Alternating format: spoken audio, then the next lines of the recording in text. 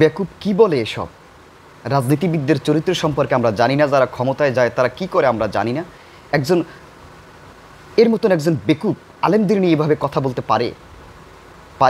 যার এর জন্মের সময় আলেম লাগছে, এর মা যখন এর গর্ভধারণ করেছিল তখন অসুস্থ ছিল, তখন আলেমদের কাছ থেকে পানি পড়া নিছে। এ যখন মারা যাবে তখন আলেম লাগবে, এর মা যখন মারা গিয়েছে তখন আলেম লাগছে। এভাবে জন্ম থেকে মৃত্যু পর্যন্ত একটা মানুষের কিন্তু আলেমদের শরণাপন্ন হতে হয়। তাহলে একজন মানুষ কিভাবে ঢালাওভাবে আলেমদের নিয়ে এইভাবে কথা বলে? শুনুন কি বলছে।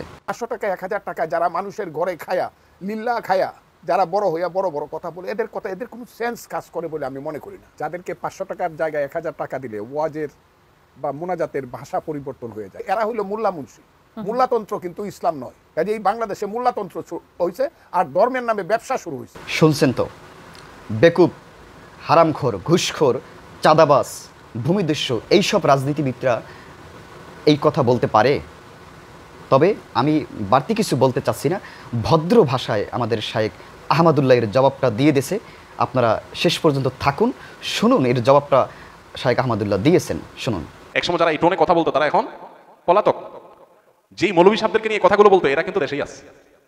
যে হুজুরদেরকে খোঁচাখুচি করতো ওই হুজুররা সব আর খোঁচান্নারা পালায় চলে গেছে। হুজুরের একবেলা খাওয়াইলো বা 3 বেলা খাওয়াইলো, হাদিয়া দিল, তোহফা দিল, এগুলো কি হুজুররা চাঁদাবাজি করে আদায় করে?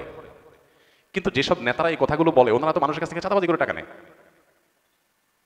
রাজনৈতিক নেতারা, আমি সবাইকে ঢালাভাবে বলছি না, রাজনীতি করতে গিয়ে নেতা হতে গিয়ে মানুষের কাছ থেকে চাঁদাবাজি করে টাকা নেওয়ার কালচারে যারা অভ্যস্ত বা যেই সোসাইটিতে সেরকম কালচার পলিটিশিয়ানদের মধ্যে অনেকের মধ্যে আছে, বিভিন্ন দলে আছে, সব দলেই কম বেশি আছে, এই কালচারে যারা ডুবে আছে তারা যদি আলেম সমাজকে বলে 500 টাকা 1000 টাকা মানুষ আল্লাহ রাস্তায় দিলে খায়, তাহলে এটা হলো চালনি সুইকে যে বলে তোমার পিছনে ছিদ্র আছে ওইরকম।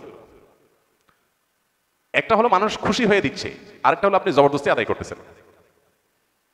জবরদস্তি আদায় করে চাঁদাবাজি চলা কালচারের মধ্যে ডুবে থাকা একটা মানুষ যদি আলেমুল আমাদেরকে এই ধরনের কথা বলে, সেটা হলো সবচেয়ে লজ্জাজনক কথা, সবচেয়ে দুঃখজনক কথা।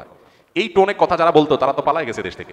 আপনি নিজে এবং আপনার নিজের অতীত, আপনার নিজের বাস্তবতাকে আপনি একটু দেখার চেষ্টা করেন, পেছনে ফিরে দেখেন, আয়না চেহারাটা দেখার চেষ্টা করবেন। লজ্জায় মাথা লাল হয়ে যাবে, আলেম সমাজের পিছনে লাগার সুযোগ আপনি পাবেন না। আল্লাহ এই সমস্ত মানুষকে হেদায়েত দান করুন, আমরা দোয়া করি।